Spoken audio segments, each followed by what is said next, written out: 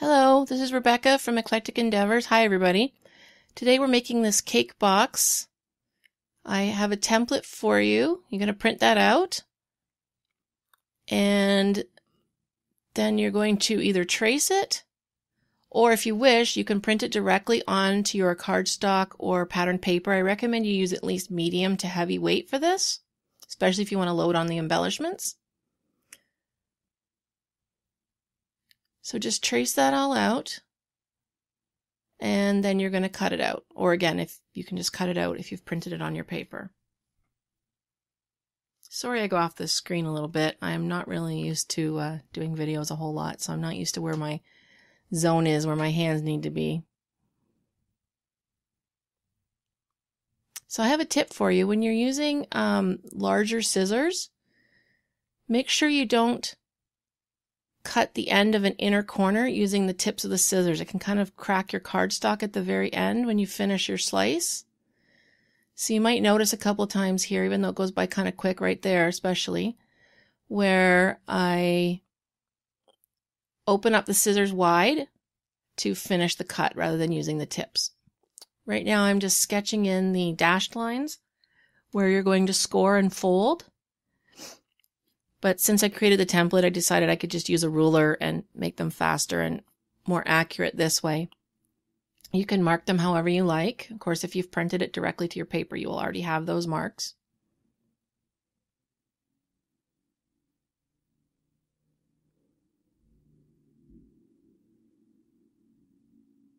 Even fast forwarded, this takes a little bit, sorry.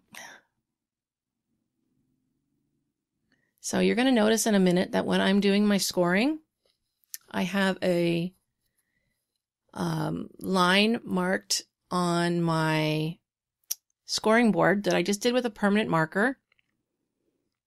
For things that don't line up directly at the side or the top edge, it gives you a convenient way to make sure that you use the same groove and don't accidentally jump a groove over to the right or left and end up with a scoring that's crooked.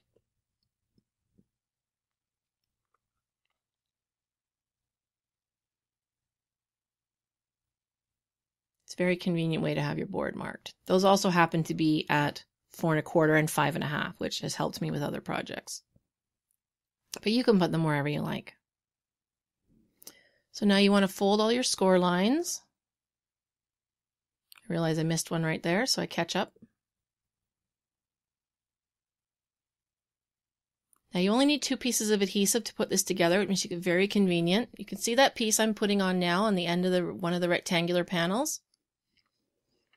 Unfortunately, I go off camera in a second for when I actually adhere that, but that's going to go, you're going to fold that tab down and it's going to go on the rectangular panel next to it. The reason I cut my adhesive instead of tearing it is because occasionally I've torn my paper. And of course, with a project like this, it's not going to be as strong. And also, sometimes it can tear into the patterned area that you're going to see. So I just prefer to cut it sometimes.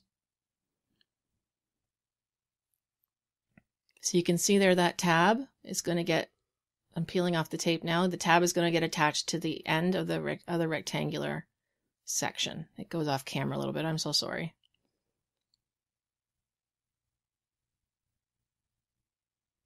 Okay, so once that is adhered, it'll be pretty obvious where the other adhesive goes. You can sort of see me fussing with a little bit there. Okay, there we got it.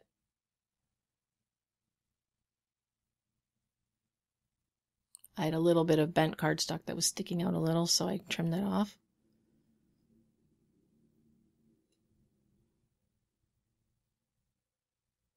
And that last piece of adhesive gets adhered to the triangular section. This is one of the fastest boxes I think I've ever put together, so it's a great one if you're trying to do favors or something and get them done quickly.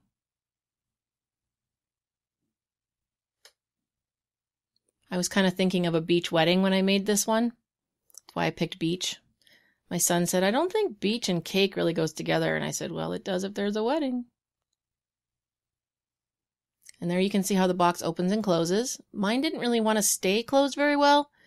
So I put some repositionable glue dots, one at the top where that little gap is and one on the flap. So now I'm attaching some ribbon. Well, it's not really ribbon, it's kind of trim, and it's made out of sort of a thicker twine kind of thing. It looks very beachy, I thought, but you can see the ends are pretty easily frayed.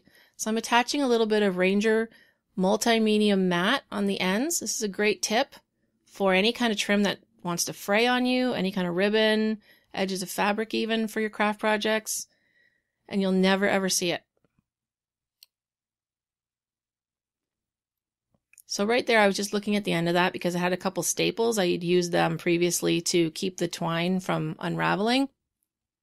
I was debating whether I was going to remove those right now or later, and I decided to do it later. So you're going to want to hold your trim in place, which of course is, very boring to watch. So I fast forward this quite a bit. And then in the end, I realized that I could just put a clip on there and that would be faster and easier. So there goes my clothespin.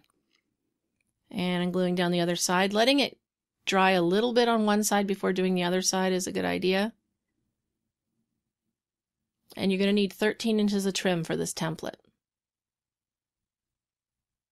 Make sure when you print it too that it scales to fit the full 8.5 by 11 sheet. Make sure your printer is set that way. I mean, you could make it smaller. It won't fit on a bigger sheet.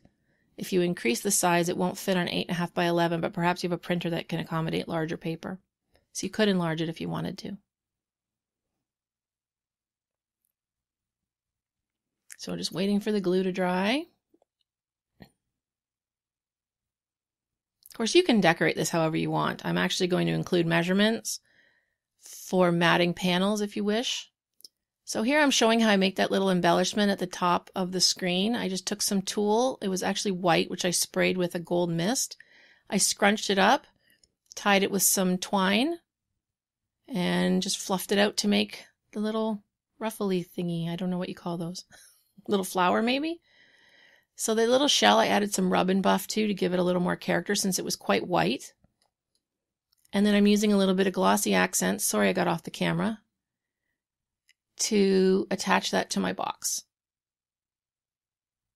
Now my paper is medium weight and that shell is pretty heavy, but it still stood up to the weight. The other shell, the paper one, is one I cut from the patterned paper. That was the same pack as the base.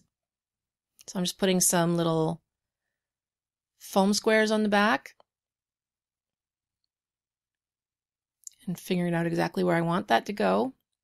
You can see from the back there's actually a little peach mark. That's because that was originally white and I filled in the opening with a E93 Copic marker.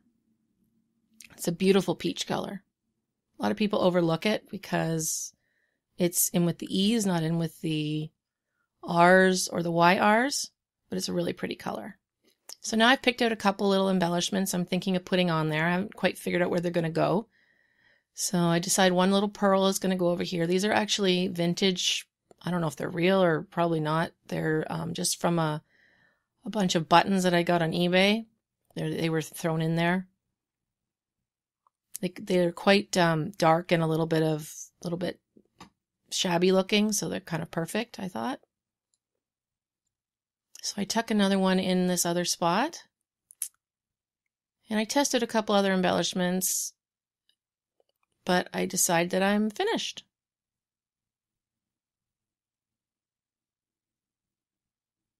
Fluff up my bow a little bit.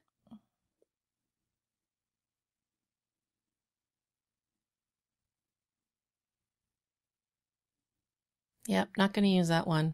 Just decide to leave it as it is. So here you go. Here's how it looks all finished.